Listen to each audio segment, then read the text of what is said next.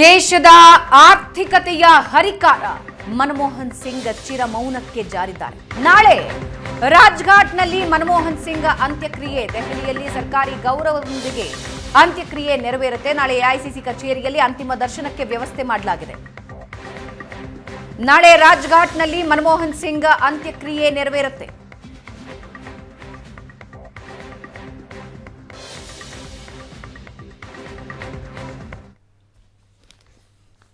ಅಮೆರಿಕಾದಿಂದ ಪುತ್ರಿ ಆಗಮಿಸಿದ ನಂತರ ಅಂತ್ಯಕ್ರಿಯೆ ನೆರವೇರುತ್ತೆ.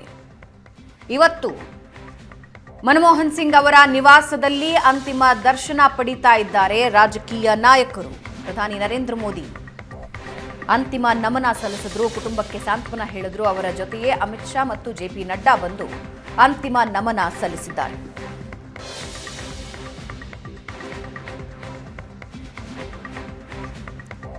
ರಾಜಕಾರಣದಲ್ಲಿ ಅಷ್ಟೇನೂ ಪಳಗದ ಮನಮೋಹನ್ ಸಿಂಗ್ ಎರಡೆರಡು ಬಾರಿ ಯುಪಿಎ ಸರ್ಕಾರದ ಅವಧಿಯಲ್ಲಿ ಪ್ರಧಾನಿಯಾಗ್ತಾರೆ.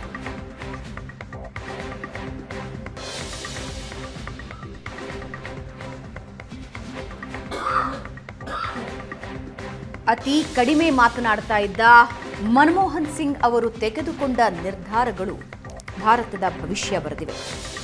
ಅಣು ಒಪ್ಪಂದ ವಿಷಯದಲ್ಲಿ ಕುರ್ಚಿ ಬಿಡೋದಕ್ಕೂ ಕೂಡ ಮನಮೋಹನ್ ಸಿಂಗ್ ಅವರು ಮುಂದಾಗಿರ್ತಾರೆ. ಎಡಪಕ್ಷಗಳು ಯಾರು ಏನಂದ್ರೂ ಕೂಡ ಅದ್ರ ಬಗ್ಗೆ ತಲೆ ಕೆಡಿಸ್ಕೊಳ್ಳಿಲ್ಲ.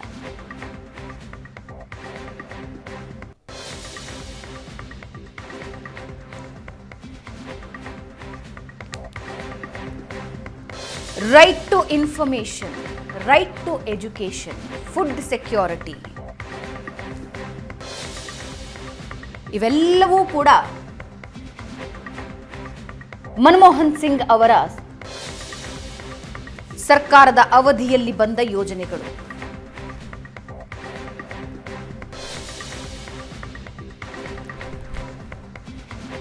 ಬೆಳಗಾವಿಯಲ್ಲಿ ಕಾಂಗ್ರೆಸ್ ನಾಯಕರಿಂದ ಶ್ರದ್ಧಾಂಜಲಿ.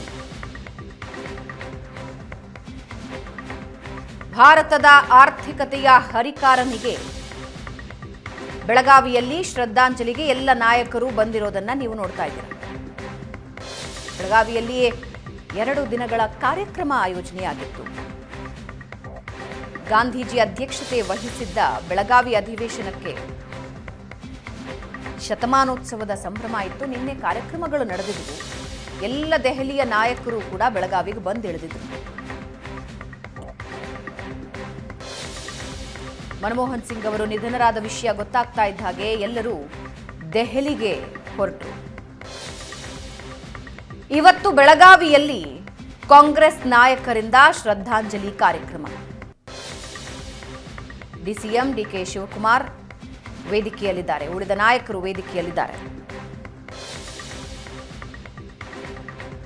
ಮತ್ತೊಂದು ಕಡೆ ಪ್ರಧಾನಿ ನರೇಂದ್ರ ಮೋದಿ ಮನಮೋಹನ್ ಸಿಂಗ್ ಅವರಿಗೆ ಅಂತಿಮ ನಮನ ಸಲ್ಲಿಸಿ ಕುಟುಂಬಸ್ಥರಿಗೆ ಸಾಂತ್ವನ ಹೇಳಿ ಅಲ್ಲಿಂದ ಹೊರಟರು.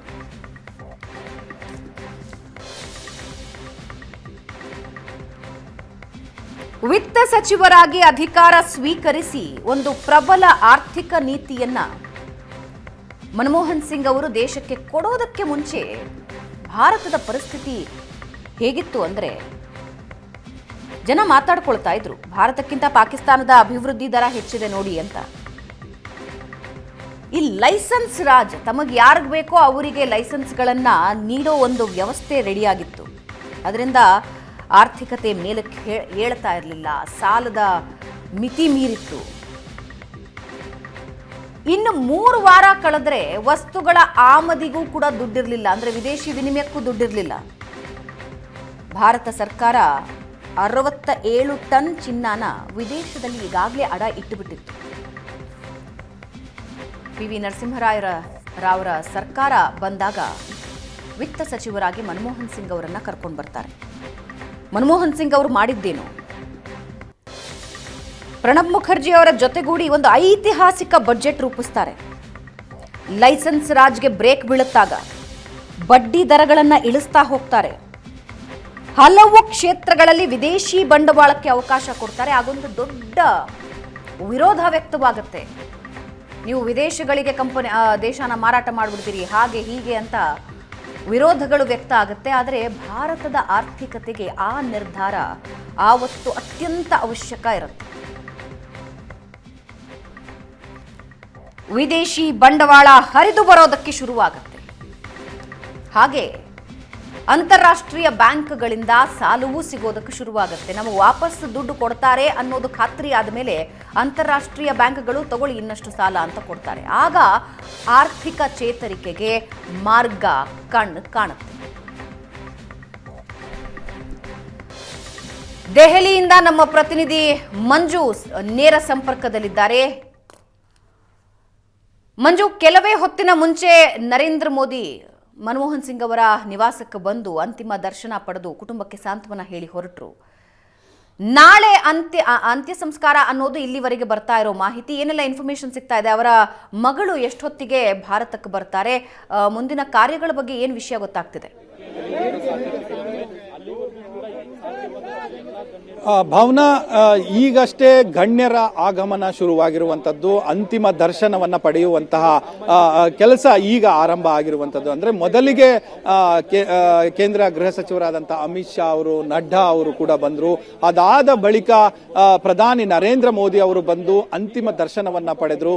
ಅವರ ಬಳಿಕ ಈಗ ಉಪರಾಷ್ಟ್ರಪತಿ ಆದಂತಹ ಜಗದೀಪ್ ಧನ್ಕರ್ ಅವರು ಕೂಡ ಬಂದಿರುವಂಥದ್ದು, ಅಂತಿಮ ದರ್ಶನ ಪಡಿತಾ ಇದ್ದಾರೆ, ಒಳಗಡೆ ಕೂಡ ಹೋಗಿರುವಂಥದ್ದು. ಈಗ ದೆಹಲಿಯ ಲೆಫ್ಟಿನೆಂಟ್ ಗವರ್ನರ್ ಕೂಡ ಬಂದಿರುವಂಥದ್ದು. ಸೊ ಹೀಗೆ ಗಣ್ಯರ ಸಾಲು ಅಥವಾ ಭೇಟಿ ಈಗ ಶುರುವಾಗಿರುವಂಥದ್ದು. ಪ್ರಮುಖ ಗಣ್ಯರು ಇವತ್ತು ಬಹುತೇಕ ದರ್ಶನ ಪಡೆಯುವಂತಹ ಸಾಧ್ಯತೆ ಇದೆ ಅಂತ ಹೇಳಲಾಗ್ತಾ ಇರುವಂಥದ್ದು. ಇನ್ನು ಸರ್ಕಾರದ ವತಿಯಿಂದ ಹಲವು ಸಚಿವರು, ಅವರು ಬಲ್ಲವರು, ಮತ್ತೆ ಅವರ ಸಹೋದ್ಯೋಗಿಗಳಾಗಿದ್ದಂಥವರು, ಈಗ ಬೇರೆ ಪಕ್ಷದಲ್ಲಿ ಇರುವಂತವರು ಎಲ್ಲರೂ ಕೂಡ ಬಂದು ಇವತ್ತು ಅಂತಿಮ ದರ್ಶನವನ್ನ ಪಡಿತಾರೆ ಅನ್ನುವಂತಹ ಮಾಹಿತಿಗಳು ಇದೆ. ಇದು ಒಂದು ಕಡೆ ಸರ್ಕಾರದ ವಿಚಾರ ಆದ್ರೆ, ಮತ್ತೊಂದು ಕಡೆ ಕಾಂಗ್ರೆಸ್ ಪಕ್ಷವೂ ಕೂಡ ಅಂತಿಮ ಗೌರವವನ್ನ ನಾವು ಒಳ್ಳೆಯ ಒಂದು ಗೌರವವನ್ನ ಸೂಚಿಸಿ ಅವರಿಗೆ ಅಂತಿಮ ಬೀಳ್ಕೊಡುಗೆ ಚೆನ್ನಾಗಿ ಕೊಡಬೇಕು ಅನ್ನುವಂಥ ನಿಟ್ಟಿನಲ್ಲಿ ಕೂಡ ಭಾರಿ ಸಿದ್ಧತೆಯನ್ನ ಮಾಡಿಕೊಂಡಿರುವಂಥದ್ದು. ಇವತ್ತು ಇಡೀ ರಾತ್ರಿ ಇಲ್ಲೇ ಪಾರ್ಥಿವ ಶರೀರ, ಮನಮೋಹನ್ ಸಿಂಗ್ರ ಪಾರ್ಥಿವ ಶರೀರ ಅವರ ನಿವಾಸದಲ್ಲೇ ಇರಲಿದೆ. US ಇಂದ ಅವರ ಮಗಳು ಇವತ್ತು ರಾತ್ರಿಯ ಹೊತ್ತಿಗೆ ಬರಬಹುದು ಅಥವಾ 7 ರಿಂದ 8 ಗಂಟೆ ಹೊತ್ತಿಗೆ ಬರಬಹುದು ಅಂತ ಹೇಳಲಾಗ್ತಾ ಇದೆ. ಈ ತನಕವೂ ಕೂಡ ಅವರು ಬಂದು ಅಂತಿಮ ದರ್ಶನ ಪಡೆದ ಬಳಿಕ ಮುಂದಿನ ಅವರ ಕುಟುಂಬದ ಧಾರ್ಮಿಕ ಕಾರ್ಯಗಳು ಕೂಡ ಶುರುವಾಗ್ತವೆ. ಅವು ನಾಳೆ ಬೆಳಿಗ್ಗೆ ನಡೆಯುತ್ತವೆ ಅನ್ನುವಂಥ ಮಾಹಿತಿ ಇದೆ. ನಾಳೆ ಬೆಳಿಗ್ಗೆ ಮನೆಯಲ್ಲಿ ಏನು ಧಾರ್ಮಿಕ ವಿಧಿವಿಧಾನಗಳು ನೆರವೇರಿಸಬೇಕು ಅವೆಲ್ಲವೂ ಕೂಡ ನಡೆಯುತ್ತೆ. ಆ ನಂತರ ಅವರನ್ನ AICCಯ ಪ್ರಧಾನ ಕಚೇರಿಗೆ ಅವರ ಪಾರ್ಥಿವ ಶರೀರವನ್ನು ತೆಗೆದುಕೊಂಡು ಹೋಗಲಾಗುತ್ತೆ. ಅಲ್ಲೂ ಕೂಡ 1 ಅಥವಾ 2 ಗಂಟೆಗಳ ಕಾಲ ಸಾರ್ವಜನಿಕರ ದರ್ಶನಕ್ಕೆ ಇಡುವಂತಹ ಸಾಧ್ಯತೆ ಇದೆ ಎಂದು ಈ ತನಕ ಮೂಲಗಳು ಹೇಳ್ತಾ ಇರುವಂತದ್ದು. ಆ ಬಳಿಕ ಅವರನ್ನ ಯಮುನೆಯ ಕಿನಾರೆಯಲ್ಲಿ ಅಂದ್ರೆ ಒಂದು ಕಡೆ ಜಾಗ ಮಾಡಿಕೊಡ್ತಾರೆ. ಇಲ್ಲೇ ತನಕ ಜಾಗ ಯಾವುದು ಅನ್ನುವಂಥದ್ದು ಅಧಿಕೃತವಾಗಿ ಪ್ರಕಟ ಆಗಿಲ್ಲ. ನಾಳೆಯ ಹೊತ್ತಿಗೆ ಅದರ ಅಂತಿಮ ಸ್ವರೂಪವು ಕೂಡ ಸಿಗುತ್ತೆ. ಯಾವ ಜಾಗ ಅಥವಾ ಎಲ್ಲಿ ಅವರಿಗೆ ಅಂತಿಮ ಸಂಸ್ಕಾರ ನೆರವೇರಿಸಲಿಕ್ಕೆ ಸರ್ಕಾರ ವ್ಯವಸ್ಥೆ ಮಾಡಿದೆ, ದೆಹಲಿ ಸರ್ಕಾರ ಮತ್ತು ಕೇಂದ್ರ ಸರ್ಕಾರ ವ್ಯವಸ್ಥೆ ಮಾಡಿದೆ ಅನ್ನುವಂಥದ್ದು ಗೊತ್ತಾಗುತ್ತೆ. ಅದು ಯಮುನೆಯ ಕಿನಾರೆಯಲ್ಲಿ ಅಂದ್ರೆ ಪಕ್ಕದಲ್ಲೇ ಮಾಡ್ತಾರೆ. ಎಲ್ಲರ ಘಾಟ್ಗಳಿದೆ.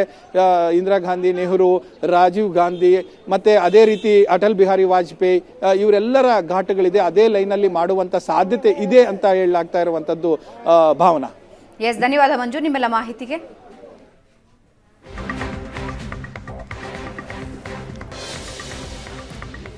ರಾಜಕಾರಣವೇ ಗೊತ್ತಿಲ್ಲದ ಮನಮೋಹನ್ ಸಿಂಗ್ ವಿತ್ತ ಸಚಿವರಾಗ್ತಾರೆ. 2004ರಲ್ಲಿ ಬದಲಾದ ರಾಜಕೀಯ ಪರಿಸ್ಥಿತಿಯಲ್ಲಿ ಪ್ರಧಾನಿಯಾಗ್ತಾರೆ. 2009ರಲ್ಲಿ ಪುನರಾಯ್ಕೆಯಾಗ್ತಾರೆ. ಸಚಿವರಾದ ಸತೀಶ್ ಜಾರಕಿಹೊಳಿ ಅವರು ನಮ್ಮ ಜೊತೆ ಲೈವ್ನಲ್ಲಿದ್ದಾರೆ. ಸರ್ ನಮಸ್ಕಾರ. ನಾನು ಈಗಾಗಲೇ ಹೇಳ್ತಾ ಇದ್ದೆ, ಅಂದರೆ ರಾಜಕೀಯವೇ ಗೊತ್ತಿರದ ಅರ್ಥಶಾಸ್ತ್ರಜ್ಞರು ವಿತ್ತ ಸಚಿವರಾಗ್ತಾರೆ, ಇಡೀ ದೇಶದ ಭವಿಷ್ಯ ಬರೀತಾರೆ. ಅದಾದ ಮೇಲೆ 2004ರಲ್ಲಿ ಪ್ರಧಾನಿಯಾಗ್ತಾರೆ, 2009ರಲ್ಲಿ ಮರು ಆಯ್ಕೆ ಆಗ್ತಾರೆ. ಆದರೆ ಬರೆದಿದ್ದು ಇತಿಹಾಸ. ಯಾವ ರೀತಿ ನೆನಪಿಸ್ಕೊಳ್ತೀರಿ ಮನಮೋಹನ್ ಸಿಂಗ್ ಅವರನ್ನ? ಖಂಡಿತವಾಗಿ ಅವರು ನಮ್ಮನ್ನು ಬಿಟ್ಟಾಗಲಿದ್ರು ಕೂಡ ಅವ್ರು ಮಾಡಿರುವಂಥ ಕೆಲಸ ಸದಾ ನಮ್ಮ ಮುಂದೆ ಇದ್ದೇ ಇರ್ತದೆ. ಅದು ನರೇಗಾ ಇರ್ಬೋದು, RTI ಇರ್ಬೋದು, ಆಹಾರ ಭದ್ರತೆ ಇರ್ಬೋದು, ಹಲವಾರು ಕಾರ್ಯಕ್ರಮವನ್ನು ಕೂಡ ಇವತ್ತು ನಮ್ಮ ಮುಂದೆ ಇದೆ. ಅದು ಯಾವಾಗ ಕೂಡ ನಾವು ಬರಲಿಕ್ಕೆ ಸಾಧ್ಯ ಇಲ್ಲ. ಸತೀಶ್ ಜಾರಕಿಹೊಳಿ ಅವರೇ, ಸ್ವಭಾವದಲ್ಲಿ ಮೃದು ಅಂತ ಮನಮೋಹನ್ ಸಿಂಗ್ ಅವರ ಬಗ್ಗೆ ಎಲ್ಲರೂ ಹೇಳ್ತಾರೆ. ಆದರೆ ಅವರ ತೆಗೆದುಕೊಂಡ ನಿರ್ಧಾರಗಳಲ್ಲಿ ಗಟ್ಟಿತನವನ್ನು ನಾವು ನೋಡಬಹುದು.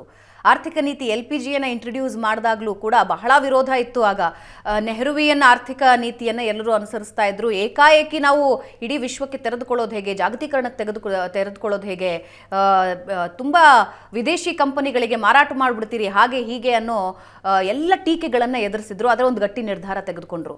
ಹಾಗೆ ಅವರು ಪ್ರಧಾನಿಯಾದಾಗಲೂ ಕೂಡ ತೆಗೆದುಕೊಂಡ ನಿರ್ಧಾರಗಳು ಗಟ್ಟಿ ನಿರ್ಧಾರಗಳೇ. ಅದು ನ್ಯೂಕ್ಲಿಯರ್ ನಿರ್ಧಾರ ಆಗಿರಬಹುದು ಅಥವಾ ಇನ್ನಿತರ ನಿರ್ಧಾರಗಳಾಗಿರಬಹುದು. ಅವರ ಗಟ್ಟಿತನದ ಬಗ್ಗೆ ಏನಂತೀರಿ ನೀವು? ಖಂಡಿತವಾಗಿ ಅವರ ಮಾತಿನಲ್ಲಿ ಮೃದು ಇರಬಹುದು, ಅವರ ವಿಚಾರಗಳಿರ್ಬೋದು, ಆದರೆ ಅವರು ತೆಗೆದುಕೊಂಡ ರಾಜಕೀಯ ನಿರ್ಣಯಗಳು, ಸರ್ಕಾರದ ನಿರ್ಣಯಗಳು ಕೂಡ ಗಟ್ಟಿಯಾಗಿರ್ತಾ ಇತ್ತು. ಒಂದು ಸಾರಿ ಅವ್ರು ತೆಗೆದುಕೊಂಡ ನಿರ್ಧಾರವನ್ನು ಯಾರು ಕೂಡ ಬದಲಾವಣೆ ಮಾಡ್ತಿರಲಿಲ್ಲ. ಯಾಕಂದ್ರೆ ಅವರಷ್ಟು ಅದಕ್ಕೆ ವಿಚಾರ ಮಾಡ್ತಿದ್ರು. ಯಾಕಂದ್ರೆ ಅವರ ಆರ್ಥಿಕ ತಜ್ಞರು, ವಿಶ್ವದ ಬಗ್ಗೆ ಎಲ್ಲ ಮಾಹಿತಿ ಅವರಿಗೆ ಗೊತ್ತಿರೋದ್ರಿಂದ ಅವರು ನಿರ್ಧಾರಗಳು ಯಾರು ಕೂಡ ಬದಲಾವಣೆ ಮಾಡಲಿಕ್ಕೆ ಪ್ರಯತ್ನ ಮಾಡ್ತಿರ್ಲಿಲ್ಲ. ಯಾವಾಗಾದ್ರೂ ಭೇಟಿ ಅವಕಾಶ ಇತ್ತಾ ಸರ್? ಅಂದ್ರೆ ಯಾವಾಗಾದ್ರೂ ಭೇಟಿ ಆಗಿದ್ರಾ ಇನ್ ಪರ್ಸನ್? ಇಲ್ಲ ಇಲ್ಲ ಇಲ್ಲ, ನಾನು ಯಾವಾಗ ಕೂಡ ಭೇಟಿಯಾಗಿಲ್ಲ. ಆದರೆ ಅವ್ರ ಬಗ್ಗೆ ಅಪಾರವಾದ ಗೌರವ ಇದೆ, ಮುಂದೂ ಕೂಡ ಇರ್ತದೆ. ಎಸ್, ಧನ್ಯವಾದ ಸತೀಶ್ ಜಾರಕಿಹೊಳಿ ಅವರೇ.